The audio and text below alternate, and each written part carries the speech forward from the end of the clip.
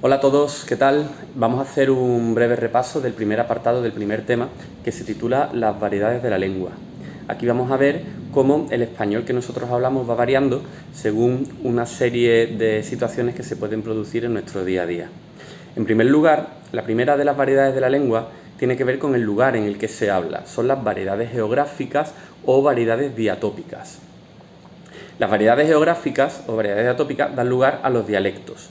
Para nosotros entender el concepto de dialecto es útil que pensemos siempre un dialecto es el español que se habla en donde sea, porque no podemos confundir los conceptos dialecto y lengua.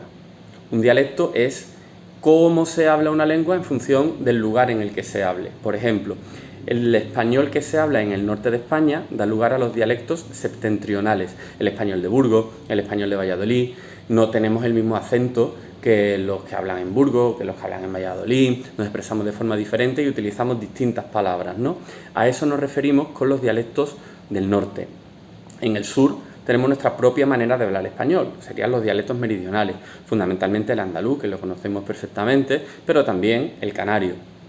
En la zona, digamos, intermedia, esa zona de transición, por eso se llaman dialectos de transición, pensad en la meseta, pensad en la zona de Extremadura, de Castilla-La Mancha, etcétera, encontramos un español que tiene algunas características de las hablas del norte y tiene otras características de las hablas del sur, por eso se llaman dialectos de transición.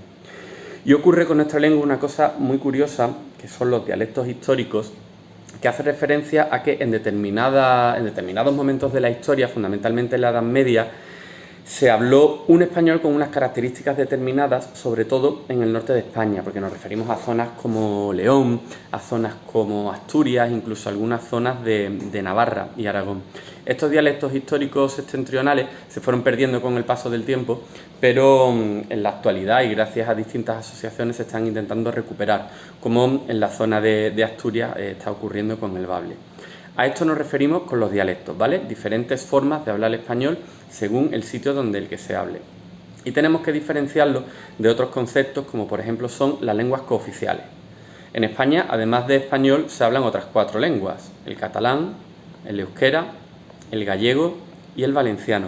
Y tienen la categoría de lengua, reconocida además por la Constitución, no son dialectos. Estas 4 lenguas son lenguas porque tienen su propia gramática, tienen su propio vocabulario, han tenido su propia evolución histórica desde el latín, aunque el euskera no. Se desconoce realmente cuál es el origen del euskera, pero se piensa que viene de muy lejos, de la zona del Cáucaso, de Rusia. Y tienen su propia tradición literaria, cosa que obviamente no tienen los dialectos. Y después tenemos otro concepto bastante interesante y asociado al lugar, que se llama la norma atlántica o conocido coloquialmente como el español de América. El español de América es una importación desde la zona sureña porque nosotros lo que hicimos con la conquista de América fue exportar el dialecto andaluz al español de América y allí la suma de las lenguas que había en América cuando llegaron los conquistadores, como por ejemplo el quechua, el nahua, ¿no? La lengua de los indígenas que habitaban allí, más la suma de esos dialectos que nosotros fuimos incorporando, dieron lugar a una manera peculiar de hablar, que es mucho más importante que un dialecto, que no llega a ser una lengua, que se llama simplemente norma, ¿no? En este caso, pues, español de América. Bien, en este mapa podemos ver cuáles son las zonas dialectales, ¿no? Que tenemos en España.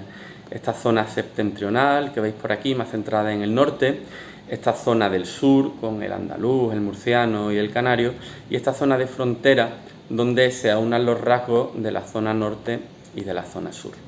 Tenemos aquí algunos dialectos históricos, como el leonés o como el navarro-aragonés.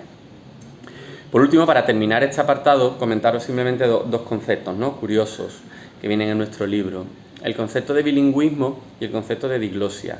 Se producen siempre que un mismo hablante domine 2 lenguas, la lengua 1 y la lengua 2. Imagina, por ejemplo, una persona que hable español e inglés.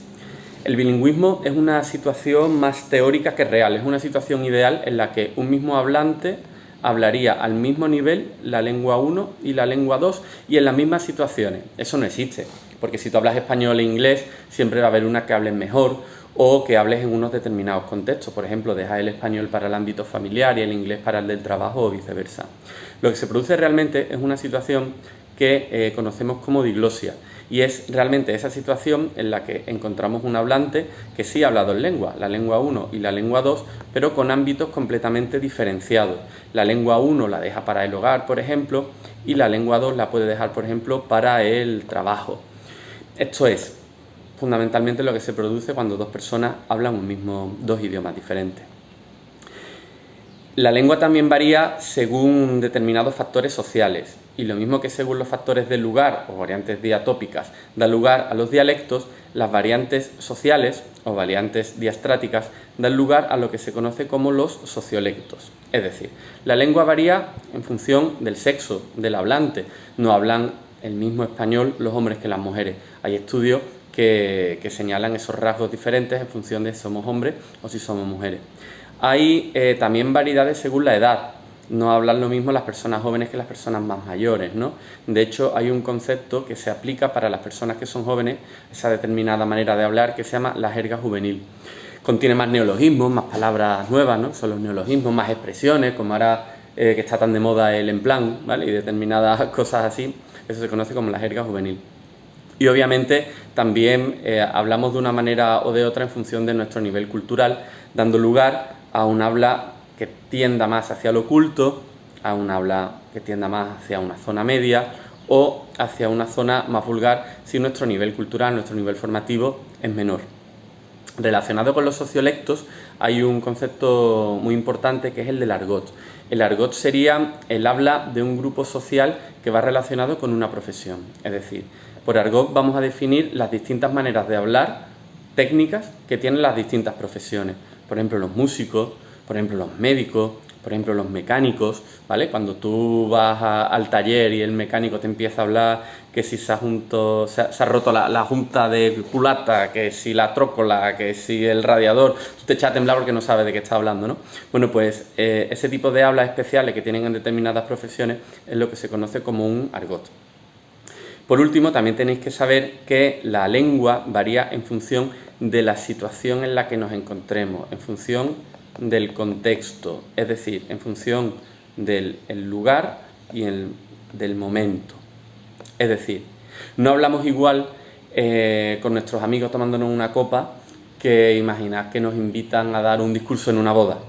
Es algo súper lógico, pero es que la lengua también varía en función de la situación en la que nos encontremos.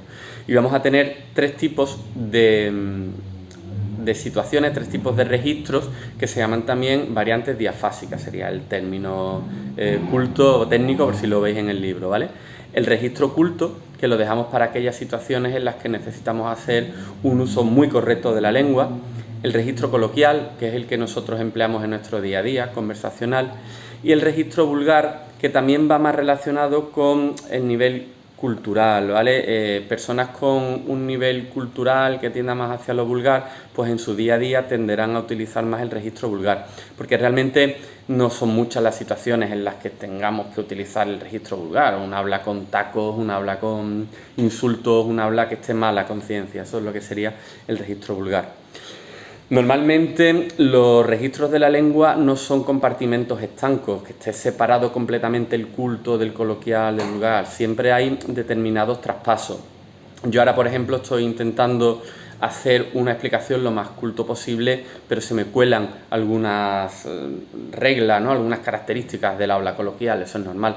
Lo que no hay es saltos abruptos, por ejemplo, del culto al vulgar. En esta explicación no voy a decir ningún taco, por ejemplo, no, ninguna palabrota para entendernos, porque no pegaría, porque es un salto demasiado grande y porque la situación en la que nos encontramos pues requiere que yo haga un uso culto del lenguaje o con determinadas concesiones a lo coloquial para que me entendáis, ¿vale?